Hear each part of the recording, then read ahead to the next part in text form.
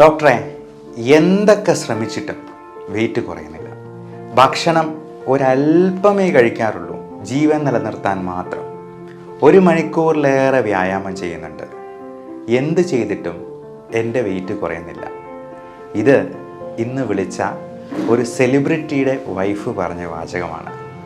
അദ്ദേഹം ആരാണെന്ന് ഞാൻ പറയുന്നില്ല.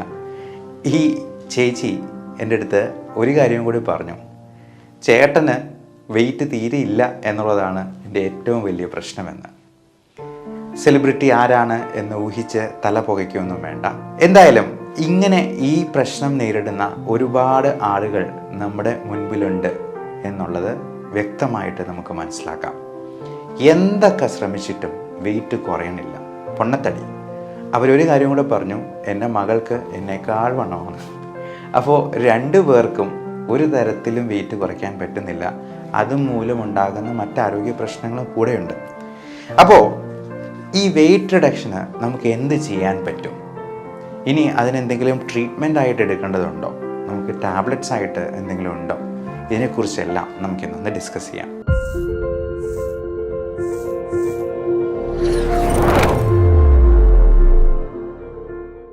ഈ വെയിറ്റ് കുറയ്ക്കാനായിട്ട് നമ്മൾ ആദ്യം ഒഴിവാക്കേണ്ട കുറച്ച് സാധനങ്ങളുണ്ട്.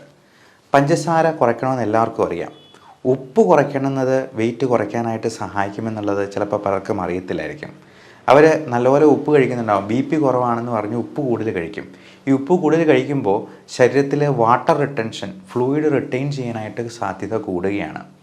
അതോടൊപ്പം നമുക്ക് ചോറ് കുറയ്ക്കണമെന്ന് എല്ലാവർക്കും അറിയാം. പക്ഷേ ചോറ് കുറച്ചിട്ട് ഒരു 5 ചപ്പാത്തി പകരം കഴിച്ചെന്നാൽ ഒരു ഗുണവുമില്ല. കാരണം ഈ ചപ്പാത്തി ഇപ്പോൾ നമ്മൾ നല്ല റിഫൈൻഡ് ഫ്ലോറാണ്, നല്ല ആട്ടയാണ് കിട്ടുന്നത്. അതിൽ തവിടെന്ന് പറയുന്നൊരു സംഗതിയേ ഇല്ല. അതുകൊണ്ട് തന്നെ ഈ 5 ചപ്പാത്തി കഴിക്കുമ്പോഴത്തേക്കും ഒരു പാത്രം നിറച്ച് ചോറുണ്ടെന്നതിനേക്കാൾ കൂടുതൽ കാലറി അകത്തോട്ട് പോകും. അത് ഹൈ ഗ്ലൈസെമിക് ഇൻഡെക്സ് തന്നെയാണ്. മൈദയുടെ കാര്യം പറയാനേ ഇല്ല. പലരും മൈദ ഉപേക്ഷിക്കാനായിട്ട് പൊറോട്ടയെ ഉപേക്ഷിച്ച് കളയുന്നവരുണ്ട്. പക്ഷേ അവർ കാണാത്തൊരു കാര്യമുണ്ട്. നമ്മൾ കഴിക്കുന്ന ബേക്കറി സാധനങ്ങളായിട്ടുള്ള ബ്രെഡ്, ബണ്ണ്, കുബൂസ്, ബിസ്ക്കറ്റ്, അത് ഷുഗർ ഫ്രീ ബിസ്ക്കറ്റ് ആണെങ്കിൽ പോലും അതിനകത്ത് കുറച്ച് മൈദയാണ് അടങ്ങിയിട്ടുള്ളത് എന്നുള്ളത് മനസ്സിലാക്കുക. ഇത് ഹൈ ഗ്ലൈസെമിക് ഇൻഡെക്സ് ഉള്ളൊരു സംഗതിയാണ്. കഴിഞ്ഞ ദിവസം കാസർഗോഡ് നിന്ന് വിളിച്ചൊരു പേഷ്യൻ്റ് പറയുകയുണ്ടായി, അവരെന്ത് ചെയ്തിട്ടും വണ്ണം കുറയുന്നില്ല.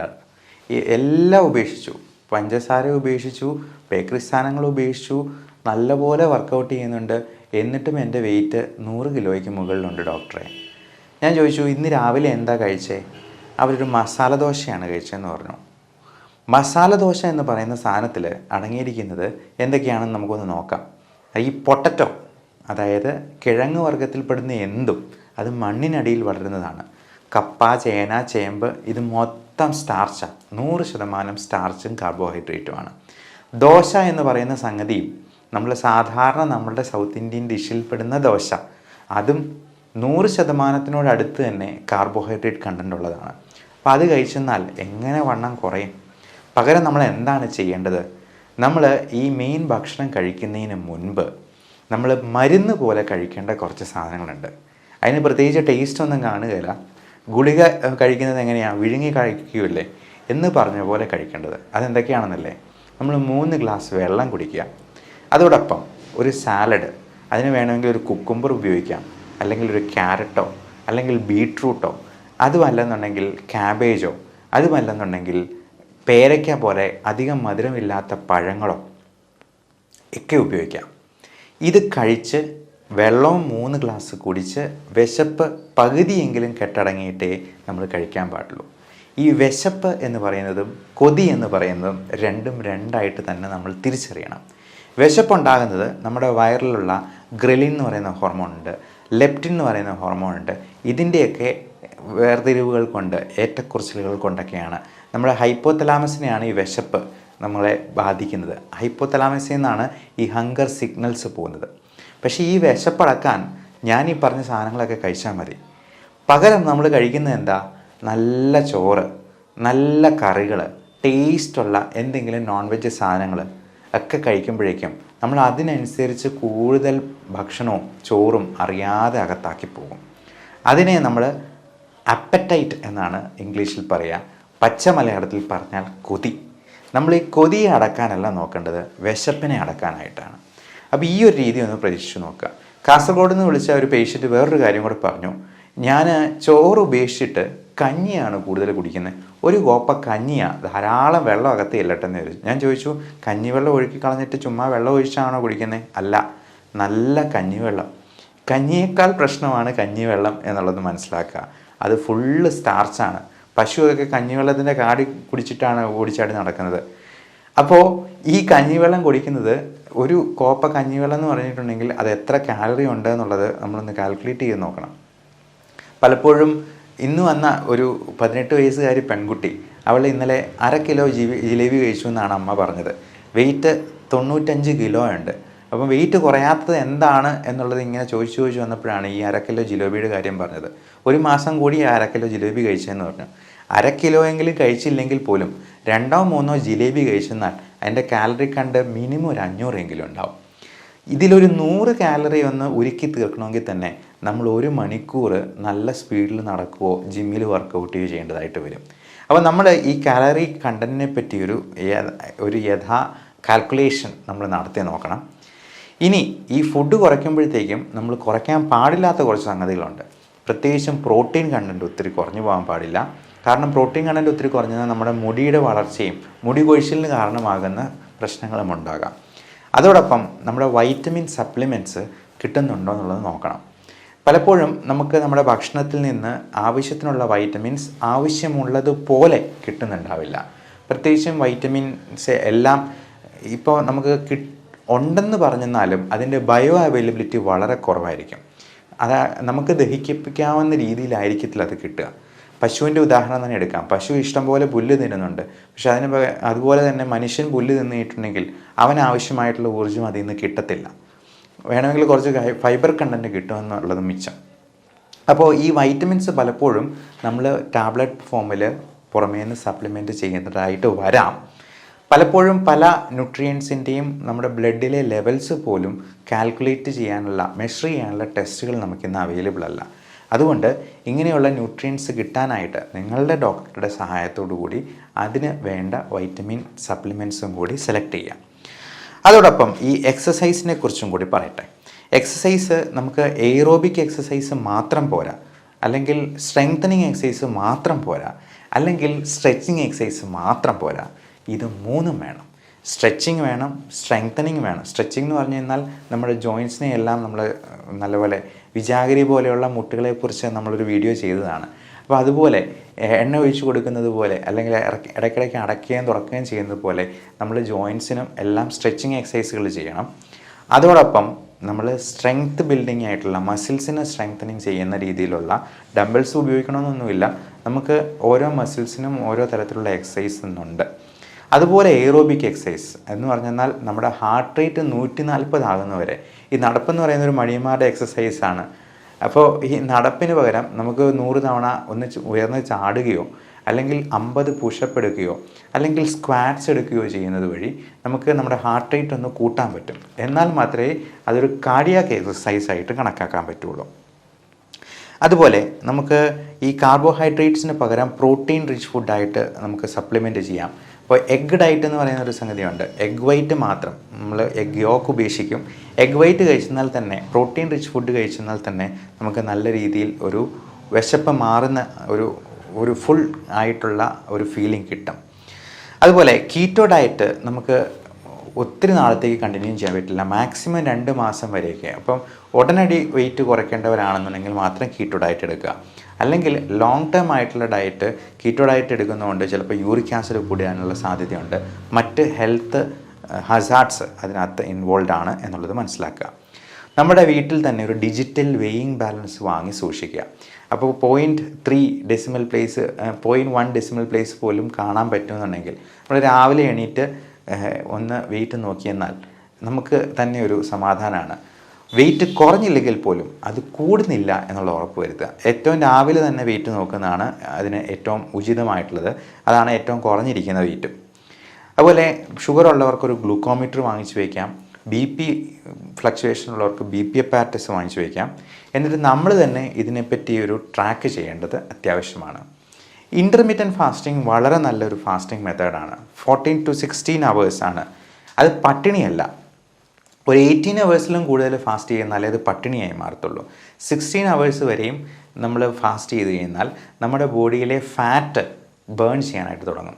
അതുവരെയും നമ്മുടെ ഉള്ള ഗ്ലൂക്കോസൊക്കെ വെച്ചിട്ട് അതിൻ്റെ ആ ഒരു പാത്വേ തന്നെ അങ്ങനെയാണ്. നമ്മൾ ബയോകെമിസ്ട്രിയിൽ അങ്ങനെയുള്ള കാര്യങ്ങൾ പഠിക്കാറുണ്ടായിരുന്നു.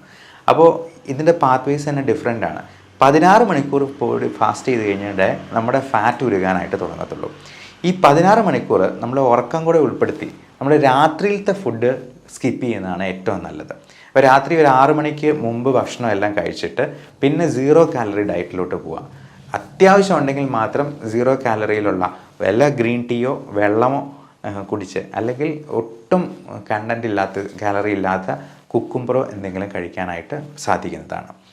അതോടൊപ്പം നമ്മൾ ശ്രദ്ധിക്കേണ്ട വേറൊരു കാര്യമുണ്ട്. നമ്മൾ ഈ ബ്രേക്ക്ഫാസ്റ്റ് ഒരുപാട് നേരത്തേക്ക് മാറ്റി വയ്ക്കുന്നതിനേക്കാൾ നല്ലത് ഈവനിങ് എത്ര നേരത്തെ നമ്മൾ ഫാസ്റ്റിംഗ് തുടങ്ങുന്നു. ഇപ്പം 6 മണിയെന്ന് പറഞ്ഞത് ഡ്യൂട്ടിയൊക്കെ കഴിഞ്ഞ് വരുന്ന സമയം അതായതുകൊണ്ടാണ്. ഒരു 5 മണിക്കോ 4 മണിക്കോ അത് സ്റ്റാർട്ട് ചെയ്യുവാണെങ്കിൽ നമുക്ക് ബ്രേക്ക്ഫാസ്റ്റ് ഇച്ചിരി നേരത്തെ കഴിക്കാൻ പാകത്തിന് ഇൻ്റർമീഡിയൻറ്റ് ഫാസ്റ്റിംഗ് നമുക്കൊന്ന് അഡ്ജസ്റ്റ് ചെയ്യാവുന്നതാണ്. അതുപോലെ ഈ ഉറക്കം വളരെ ഇമ്പോർട്ടൻറ്റ് ഫാക്ടറാണ്. അപ്പം പലപ്പോഴും ഈ 6 മണിക്ക് നമ്മൾ ഫാസ്റ്റിംഗ് തുടങ്ങിയാൽ, അല്ലെങ്കിൽ 4 മണിക്ക് ഫാസ്റ്റിംഗ് തുടങ്ങിയെന്നാൽ ഒരു 7-8 മണി ആകുമ്പോഴത്തേക്ക് നമുക്ക് നല്ല വിശപ്പുണ്ടാകാനുള്ള സാധ്യതയുണ്ട്. അതിന് ഈ ഉറക്കത്തിൻ്റെ പ്രശ്നമുള്ളവർക്ക് പലപ്പോഴും പല ആൻറ്റി ആങ്സൈറ്റി മരുന്നുകൾക്ക്, ആൻറ്റി ഡിപ്രഷൻ മരുന്നുകൾക്കൊക്കെ ഇതുപോലെ ഇങ്ങനെ ഇച്ചിരി ഉറക്കം കൂടെ പ്രദാനം ചെയ്യാനുള്ള കഴിവുണ്ട്. അത് അല്പം നേരത്തെ കഴിച്ച് എത്രയും നേരത്തെ തന്നെ കിടന്നുറങ്ങാനായിട്ട് നോക്കുക. നമ്മൾ എത്ര കണ്ട് ലേറ്റായിട്ട് ഇരിക്കുന്നു അത്രയും നമ്മൾ അടുക്കളയിൽ കയറി എന്തെങ്കിലും മധുരപലഹാരങ്ങൾ എടുത്ത് കഴിക്കാനുള്ള സാധ്യത കൂടുതലാണ്. അതോടൊപ്പം നമ്മൾ എത്രയും നേരത്തെ തന്നെ പല്ലൊക്കെ ബ്രഷ് ചെയ്ത് പിന്നെ കഴിക്കാനായിട്ട് നമുക്കൊരു ഇച്ചിരി മടിയുണ്ടായിരിക്കും. അതുകൊണ്ട് നേരത്തെ തന്നെ ബ്രഷ് ചെയ്യുക, നേരത്തെ തന്നെ കിടന്നുറങ്ങുക, ഫോണിൽ കുത്തിക്കൊണ്ടിരിക്കാതിരിക്കുക. അപ്പം പല അലർജിയുടെ മെഡിസിൻസിന്, വേദന സംഹാരികളായിട്ടുള്ള ചില സെൻട്രൽ ആയിട്ടുള്ള പെയിൻ കില്ലേഴ്സിന് ഒക്കെ ഇച്ചിരി ഉറക്കം കൂടി തരാനായിട്ടുള്ള കഴിവുണ്ട്. അപ്പോൾ അത്തരത്തിലുള്ളത് സൈഡ് ഇഫക്റ്റ് ആണ് എന്ന് വിചാരിച്ചെന്നാലും നമുക്ക് ആ സൈഡ് ഇഫക്റ്റ് ചിലപ്പോൾ ഉർവശി ശാപം ഉപകാരമായതുപോലെ ഭവിച്ചേക്കാം. അപ്പോൾ അത് ഡോക്ടറോട് ചോദിച്ച് ഇത് അല്പസ്വല്പം മോഡിഫിക്കേഷൻ വരുത്തിയെന്നാൽ നമുക്ക് ഇച്ചിരി നേരത്തെ കിടന്നുറങ്ങുകയും ഫാസ്റ്റിങ് നല്ല എഫക്റ്റീവായിട്ട് കൊണ്ടുപോകാനും പറ്റും. ഇനി ഇതിനൊക്കെ പുറമെ നമുക്ക് ഇത് ഫാറ്റ് കുറയ്ക്കാനായിട്ട്, ഫാറ്റ് ബേൺ ചെയ്യാനായിട്ട് ഉതകുന്ന രീതിയിലുള്ള പുതിയ തരത്തിലുള്ള മരുന്നുകളുണ്ട്. ആൽഫ സൈക്ലോഡെക്സ്ട്രിൻ പോലുള്ള യാതൊരു സൈഡ് ഇഫക്റ്റും അതിനുണ്ടാവത്തുമില്ല. അത് നമ്മൾ ഭക്ഷണത്തിന് മുൻപ് കഴിക്കേണ്ട ഗുളികയാണ്.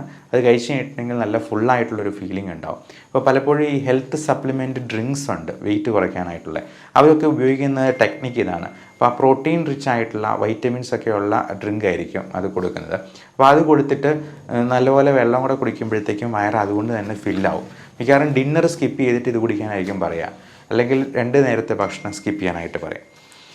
അതുപോലെ കൺട്രോൾഡ് സ്ട്രെസ് എന്നാണ് നമ്മൾ ഈ എക്സസൈസിനെ പറയുക. എക്സസൈസ് എന്ന് പറയുന്നത് നമ്മുടെ ഒരു ചെറിയ രീതിയിലുള്ള സ്ട്രെസ്സ് നമ്മുടെ ബോഡിക്ക് കൊടുക്കുകയാണ്. ഈ കൺട്രോൾഡ് സ്ട്രെസ്സ് നമുക്ക് ആവശ്യമാണ്. നമ്മുടെ ജോലി തന്നെയും ഒരു എക്സസൈസായിട്ട്, അതൊരു കൺട്രോൾഡ് സ്ട്രെസ്സായിട്ട് എടുക്കാം. എത്രത്തോളം സംതൃപ്തിയോടെ ജോലി ചെയ്യുന്നോ അത്രയും സന്തോഷം നമുക്കുണ്ടാവുകയാണ്. അത് തന്നെ നമ്മുടെ വെയിറ്റിനെയും മാനസിക ശാരീരിക ആരോഗ്യത്തെയും ബാധിക്കുന്ന, അല്ലെങ്കിൽ ഹെൽപ്പ് ചെയ്യുന്ന കാര്യങ്ങളാണ്. നമ്മുടെ ജോലി ഏറ്റവും ഭംഗിയായിട്ട് ഏറ്റവും സംതൃപ്തിയോടെ ചെയ്തു തീർക്കുക എന്നുള്ളതാണ് നമുക്ക് സന്തോഷം ഉണ്ടാക്കാവുന്ന ഏറ്റവും നല്ല കാര്യം. അതുപോലെ സ്ട്രെസ്സ് കുറയ്ക്കാനുള്ള കാര്യങ്ങളെല്ലാം നമ്മൾ ചെയ്യുക. ഒരു മൂളിപ്പാട്ട് പാടുന്നത് പോലും സ്ട്രെസ്സ് കുറയ്ക്കാൻ, ഒരു പാട്ട് വെച്ചുകൊണ്ട് ഞങ്ങളുടെ കൂട്ടുകാരെ പല സർജൻസും പാട്ട് വെച്ചുകൊണ്ട് ഓപ്പറേറ്റ് ചെയ്യുന്നത് നമ്മൾ കാണാറുണ്ട്. നമ്മളാണെങ്കിലും ബ്രോങ്കോസ്കോപ്പിയൊക്കെ ചെയ്യുമ്പോഴത്തേക്കും എൻഡോസ്കോപ്പി പ്രൊസീജിയേഴ്സൊക്കെ ഒരു പാട്ടും കൂടെ അങ്ങ് വയ്ക്കും. അപ്പോൾ നമുക്കത് എൻജോയ് ചെയ്ത് ചെയ്യാൻ വേണ്ടിയാണ്. പാട്ട് പാടാൻ അറിയാവുന്നവരാണെങ്കിൽ, അറിയാൻ മേലാത്തവരാണെങ്കിലും ഒരു പാട്ട് പാടി അങ്ങ് പോസ്റ്റ് ചെയ്തോളൂ. എൻ്റെ പേരിൽ നോക്കിക്കഴിഞ്ഞാലും പല പാട്ടുകളും നിങ്ങൾക്ക് കിട്ടിയേക്കാം. ഞാൻ ഒരു വലിയ പാട്ടുകാരനൊന്നുമല്ല, എന്നാൽ പോലും. അപ്പോൾ നമുക്ക് ഇങ്ങനെയുള്ള കാര്യങ്ങളെ നോക്കി നമ്മുടെ മനസ്സും കൂടി നല്ല പ്രസന്നമായിട്ട് കൊണ്ടുപോയെന്നാലേ ഈ സ്ട്രെസ്സ് ഇൻഡ്യൂസ്ഡ് ഒബീസിറ്റി, കാരണം ഈ സ്ട്രെസ്സും ആങ്സൈറ്റിയും ഡിപ്രഷനും ഒക്കെ ബോറടിക്കുമ്പോഴത്തേക്കും നമ്മൾ കൂടുതൽ ഭക്ഷണം കഴിക്കാൻ സാധ്യതയുണ്ട്. അപ്പം അതിനെ നമ്മൾ ബുളിവിയ നെർവോസ എന്നൊക്കെ നമ്മൾ വിളിക്കാറുണ്ട്. അതുപോലെ തന്നെ നേരെ തിരിച്ച് മനോറെക്സിയ നെർവോസ എന്ന് പറഞ്ഞൊരു പ്രശ്നമുണ്ട്. കുറേ ദിവസത്തേക്ക് ആൾ ഭക്ഷണമൊന്നും കഴിക്കത്തില്ല, ഈ ഡിപ്രഷൻ കൂടിയിട്ട്. അപ്പോൾ ഇങ്ങനെയുള്ള പ്രശ്നങ്ങളെല്ലാം നമ്മൾ ഒഴിവാക്കേണ്ടതുണ്ട്. ഈ ആൻറ്റി ഡിപ്രസൻസും ഇതിൻ്റെ ആങ്സൈറ്റി റിലേറ്റഡ് ആയിട്ടുള്ള കാര്യങ്ങളുമൊക്കെ നമ്മൾ പ്രോപ്പർ ട്രീറ്റ്മെൻറ്റും എടുക്കാനായിട്ട് യാതൊരു മടിയും കാണിക്കേണ്ട ആവശ്യമില്ല. കൂടെ തന്നെ ഡയബറ്റീസും ഹൈപ്പർ ടെൻഷനും കൊളസ്ട്രോളും ഉള്ള മരുന്നുകളും നമുക്ക് വെയിറ്റ് കുറയ്ക്കാൻ ഉതകുന്ന രീതിയിൽ കുറച്ച് മോഡിഫൈ ചെയ്യാവുന്നതാണ്. പ്രത്യേകിച്ച് മെറ്റ്ഫോമിൻ പോലുള്ള മരുന്നുകൾ അതിൻ്റെ ഏറ്റവും മെയിൻ ഒരു മെക്കാനിസം ഓഫ് ആക്ഷൻ തന്നെ വെയിറ്റ് കൺട്രോൾ ചെയ്തുകൊണ്ട് തന്നെയാണ് ഷുഗർ കുറയ്ക്കുന്നത്. അതുപോലെ പ്രോട്ടീൻ പ്രശ്നങ്ങളുള്ളവർക്ക് പ്രോട്ടീൻ സപ്ലിമെൻറ്റ്സ് എടുക്കുമ്പോഴത്തേക്കും അതിൻ്റെ അലർജി ഉണ്ടോ എന്നുള്ളത് പ്രത്യേകം നോട്ട് ചെയ്യുക. നമ്മൾ പല പ്രോട്ടീൻസും വാരി വലിച്ച് കഴിക്കുമ്പോഴത്തേക്കും ഇതിൽ ഏതെങ്കിലും ഒരെണ്ണം അലർജി ഉണ്ടാക്കിയെന്നാൽ നമ്മുടെ ബാക്കി എല്ലാ പ്രശ്നങ്ങളും താളം തെറ്റും. അത് സ്കിൻ ഡിസീസസ് മാത്രമല്ല, പലതരത്തിലുള്ള അലർജി രോഗങ്ങളായിട്ടുള്ള അലർജിക് റൈനൈറ്റിസ്, നമുക്ക് ശ്വാസകോശത്തിലുണ്ടാകുന്ന ആസ്മ പോലും, ചുമയും കഫക്കെട്ട് പോലും അതുകൊണ്ടുണ്ടാകാം. അതുകൊണ്ട് അലർജി ഉള്ളത് എന്താണെന്ന് അറിയാനായിട്ടുള്ള സ്പെസിഫിക് ടെസ്റ്റ് ഉണ്ട്. സ്കിൻ പ്രിക് ടെസ്റ്റ് എന്ന് പറയും. അലർജി 72 അലർജൻസിൻ്റെ ഒരു പാനൽ നമ്മൾ ടെസ്റ്റ് ചെയ്ത് നോക്കും. അപ്പോൾ കൃത്യമായിട്ട് ഇന്നതിന് അലർജി ഉണ്ടെന്ന് നമുക്കറിയാം. പലപ്പോഴും ഈ ബ്ലഡ് ടെസ്റ്റ് ആയിട്ടുള്ള ഈസ്നോഫിൽ കൗണ്ട് നോക്കുന്നതിലും IG നോക്കുന്നതിലും അലർജി ഉണ്ടെന്നേ അറിയത്തുള്ളൂ, എന്തിനാണെന്ന് നമുക്കറിയാൻ പറ്റത്തില്ല. അപ്പോൾ അങ്ങനെ 1-2 കാര്യങ്ങൾ അവോയ്ഡ് ചെയ്യാൻ പറ്റാത്ത കാര്യങ്ങളുണ്ടെങ്കിൽ അതിന് സ്പെസിഫിക് ഇമ്മ്യൂണോതെറാപ്പി വഴി അലർജി പൂർണ്ണമായിട്ടും മാറ്റുന്ന പുതിയ സാങ്കേതിക വിദ്യയും നമ്മുടെ നാട്ടിൽ ഇന്നുണ്ട്. അത് വിദേശത്തൊക്കെ പണ്ടുണ്ടായിരുന്നുള്ളൂ, ഇന്ന് നമുക്കും അത് അവൈലബിൾ ആണ് എന്നുള്ളതും നിങ്ങളെ അറിയിച്ചു കൊള്ളുന്നു. Everyone take care of your health.